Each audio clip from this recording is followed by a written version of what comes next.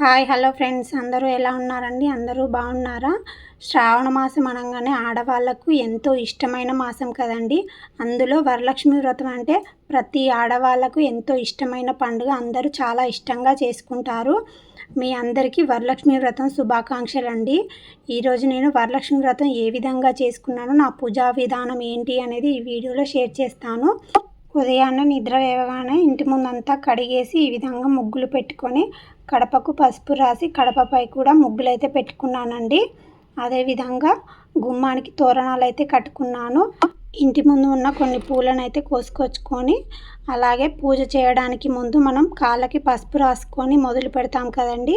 నేనైతే కాళ్ళకి పసుపు రాసుకొని పూజ అయితే చేసుకున్నానండి. ఈ విధంగా మా చిన్ని పూజ గదిలో ఉన్న గణపయ్యకైతే ముందుగా పూజ చేసుకొని బెల్లం ముక్క నైవేద్యంగా సమర్పించుకొని పూజ గదికి మామిడి తోరణాలు కూడా కట్టుకున్నానండి.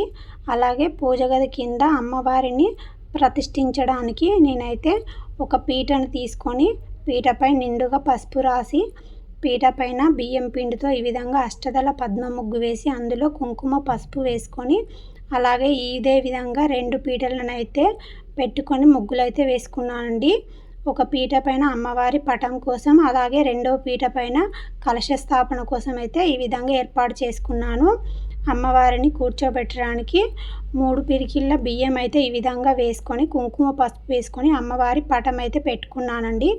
అలాగే కలశ స్థాపన కోసం కింద పీట మీద ఒక ప్లేట్ పెట్టి ప్లేట్లో కూడా 3 సార్లు అయితే బియ్యం పోసి కలశం పెట్టుకోవడం కోసం ఇక్కడ నేను రాగి చెంబు తీసుకున్నానండి.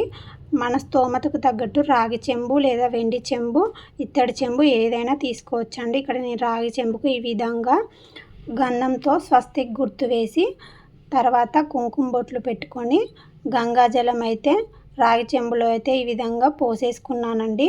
తర్వాత ఇందులో కుంకుమ, పసుపు, అక్షింతలు, కొంచెం జవ్వాది పౌడరు, అలాగే పచ్చకర్పూరం, అలాగే నా దగ్గర ఒక వెండి కాయిన్ ఉందండి. ఆ వెండి కాయిన్ వేసుకున్నాను. బంగారం కాయిన్ ఉన్నా వేసుకోవచ్చండి. ఈ విధంగా వేసుకున్న తర్వాత మనం కలశంలో అమ్మవారికి ఇష్టమైన సుగంధ ద్రవ్యాలు ఏవి ఉన్నా వేసుకోవచ్చండి. నేనైతే ఈ విధంగా వేసుకున్న తర్వాత ఒక పీచు ఉన్న కొబ్బరికాయకు తెరపలు లేకుండా నిండుగా పసుపు అయితే రాసుకొని ఈ విధంగా బొట్లు పెట్టుకున్నానండి. బొట్లు పెట్టుకున్న తర్వాత మామిడి ఆకులను అయితే కలశం మీద ఈ విధంగా ఏర్పాటు చేసుకున్నాను. తర్వాత అమ్మవారి కలశ స్థాపన కోసం అనేసి బ్లౌజ్ పీస్ని ఈ విధంగా ఫోల్డ్ చేసి పెట్టుకున్నాను. తర్వాత బ్లౌజ్ పీస్ పైన ఈ విధంగా గంధం బొట్టు, కుంకుమ బొట్లు అయితే పెట్టుకోవాలండి. ఎందుకంటే మనం అమ్మవారిని కలశంలోకి ఆవాహన చేస్తాం కాబట్టి మన దగ్గర ఉన్నంతలో అమ్మవారిని ఎంత అలంకరించుకుంటే మనకు అంత కన్నుల పండుగ అనిపిస్తుంది.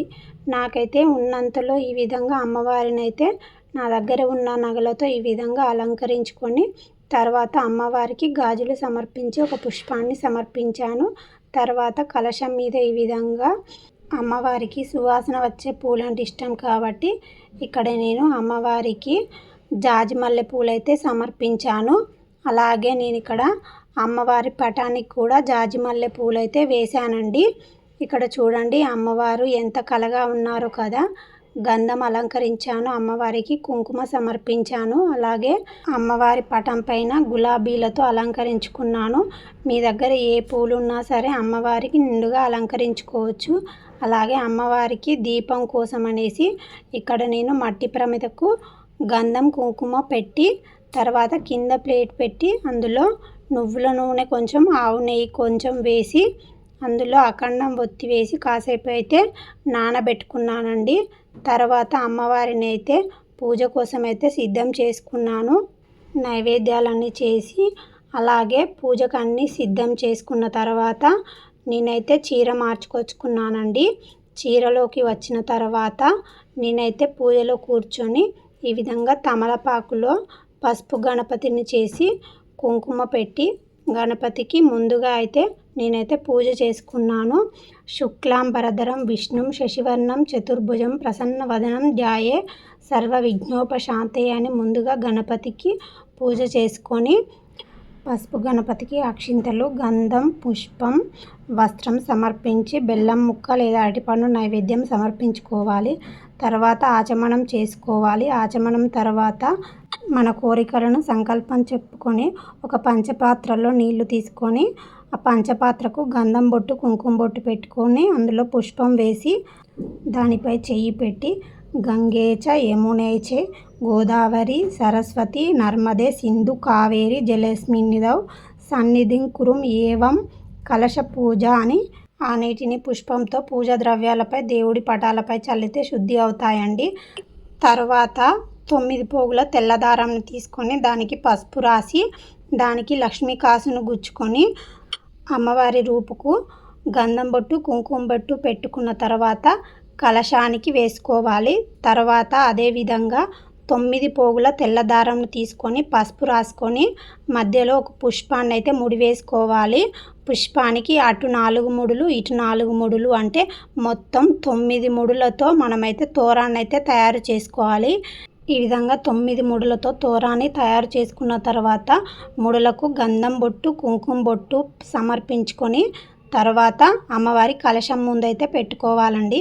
ఇప్పుడు మనం అమ్మవారిని కలశంలోకి ఆవాహన చేయడానికి సర్వమంగళ మాంగళ్యే విష్ణువక్ష స్థలాలయే ఆవాహయామి దేవిత్వం సుప్రీత భవ సర్వదా శ్రీ వరలక్ష్మీ దేవతాయై నమః ఆవాహయామి అని చెప్పుకొని అమ్మవారిని కలశంలోకి ఆవాహన చేసుకొని అమ్మవారికి సింహాసనం అర్ఘం పాద్యం ఆచమనం చెప్పుకొని తర్వాత పంచామృత స్నానం అంటే మన దగ్గర అమ్మవారి విగ్రహం ఏదైనా ఉంటే అమ్మవారికి పంచామృతాలతో అభిషేకం చేసిన తర్వాత శుద్ధోదక స్నానం అంటే శుద్ధ జలంతో స్నానం చేపించి తర్వాత అమ్మవారికి వస్త్రం ఆభరణం సమర్పించుకోవాలి. నా దగ్గర అమ్మవారి విగ్రహం అంటూ లేదు కాబట్టి పుష్పంతో నీళ్లు చిలకరించి శుద్ధోదక స్నానం అని చెప్పుకొని అమ్మవారికి గంధం బొట్టు కుంకుమ బొట్టు పెట్టుకొని పత్తితో చేసిన వస్త్రానికి గంధం కుంకుమ పెట్టుకొని అమ్మవారికి వస్త్రం సమర్పయామి అని చెప్పుకొని అమ్మవారిని కలశంలోకి ఆవాహన చేసుకున్నాను.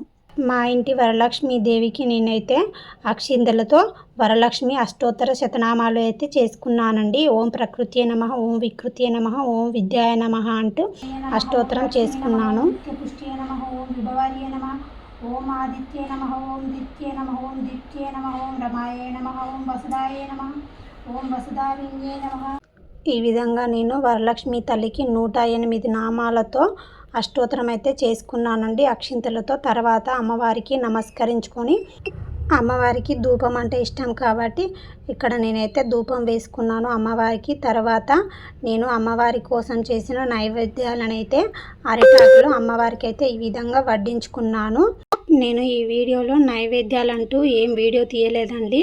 ఇంతకుముందు మన ఛానల్లో వరలక్ష్మి వ్రతం నైవేద్యాలు అనే వీడియో అయితే ఉంది, ఒకసారి వెళ్ళి చూడండి, మీకు తప్పకుండా నచ్చుతుంది.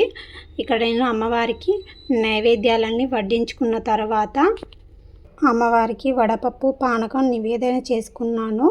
పానకంలో ఒక తులసి దళం వేసి అయితే అమ్మవారికి నివేదించుకున్నాను. తర్వాత అమ్మవారికి తాంబూలం కోసం అనేసి చీర రవిక అలాగే తమలపాకులో కుడక వక్క పోక 2 అరటి పండ్లు అలాగే ఒక పుష్పం గాజులు అమ్మవారికి అయితే సమర్పించుకున్నాను. అమ్మవారికి తాంబూలం సమర్పయామి అని చూపించుకున్న తర్వాత అక్షింతలతో 3 ప్రదక్షిణలు అయితే చేసుకున్నాను. అమ్మవారికి ప్రదక్షిణలు చేసుకున్న తర్వాత శ్రీ వరలక్ష్మి దేవతాయై నమః ప్రదక్షిణం సమర్పయామి అని చెప్పుకున్న తర్వాత ఆడవాళ్ళు సాష్టాంగ నమస్కారం చేయకూడదు కాబట్టి మోకాళ్ళపై అమ్మవారికి నమస్కారం చెప్పుకున్న తర్వాత మనం ముందుగా తయారు చేసుకున్న తోరానికి ఒక్కొక్క ముడి దగ్గర అక్షింతలు వేసుకుంటూ పూజ అయితే చేసుకోవాలండి. కమలాయ నమః ప్రథమ గంధిం పూజయామి, రమాయ నమః ద్వితీయ గంధిం పూజయామి, లోకమాత్రే నమః తృతీయ గంధిం పూజయామి, విశ్వజనన్యే నమః చతుర్గంధిం పూజయామి, మహాలక్ష్మీ నమః పంచమ గంధిం పూజయామి, క్షీరాబ్ది తనయే నమః షష్టమ గంధిం పూజయామి, విశ్వసాక్షిణ్యే నమః సప్తమ గంధిం పూజయామి, చంద్ర సోదర్యై నమః అష్టమ గంధిం పూజయామి, వరలక్ష్మీ నమః నవమ గంధిం పూజయామి అని పూజ చేసుకున్న తర్వాత నేనైతే మా వారితో తోరణం అయితే కట్టించుకొని తర్వాత అమ్మవారికి కొబ్బరికాయ కొట్టి హారతి చూపించి ఈ విధంగా నేను మా ఇంటి వరలక్ష్మి తల్లికి అయితే నాకు ఉన్నంతలో భక్తి శ్రద్ధలతో అమ్మవారికి అయితే వరలక్ష్మి వ్రతాన్ని చేసుకున్నానండి. మనం ఎంత ఆడంబరంగా చేశామనేది ముఖ్యం కాదండి, మనం ఎంత భక్తి శ్రద్ధలతో చేశామనేదే ముఖ్యం. వెంకటేశ్వర స్వామిని రాజు బంగారు పుష్పాలతో పూజిస్తాడు, అలాగే కుమ్మరిదాసుడు మట్టి పుష్పాలతో పూజిస్తాడు. కానీ వెంకటేశ్వర స్వామి భక్తి శ్రద్ధలతో పూజించిన కుమ్మరిదాసుని ఇంటికి వచ్చి మట్టి కుండలో పెరుగన్నం తింటాడు.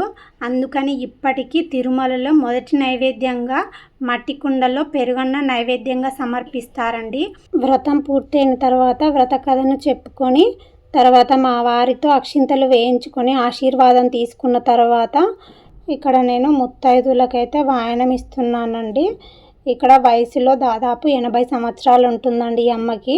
ప్రతి సంవత్సరం వరలక్ష్మి వ్రతానికి నేను మొదటి వాయనంగా ఈ అమ్మకే ఇస్తూ ఉంటాను, తర్వాత మా ఆంటీకి ఇస్తాను. ఇక్కడ నేను ఇద్దరికి కాళ్ళకు పసుపు రాసి గంధం కుంకుమ పెట్టి అలాగే తాళిబొట్టుకు పసుపు వంచిన తర్వాత ఇద్దరికైతే వాయనాలు అయితే ఇచ్చానండి. మిగతా ముగ్గురు తర్వాత వచ్చారండి, వాళ్ళదంటూ వీడియో అంటూ ఏమి తీయలేదు. నేను ఇక్కడ అమ్మకి అలాగే ఆంటీకి వాయనం అయితే ఇచ్చాను.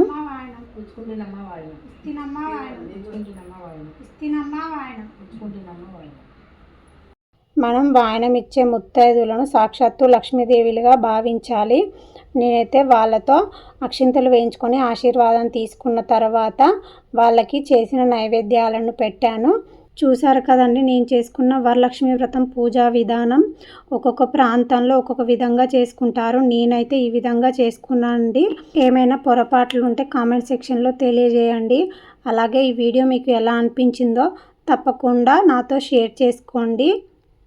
అలాగే నేను వరలక్ష్మి వ్రతంలో కనకదార స్తోత్రం కూడా చదువుకున్నానండి. ఆ కనకదార స్తోత్రంను మరొక వీడియోలో పెడతాను, మీరు చూడండి. నేనైతే ఉదయం అయితే ఈ విధంగా వ్రతం చేసుకున్నాను కదండి.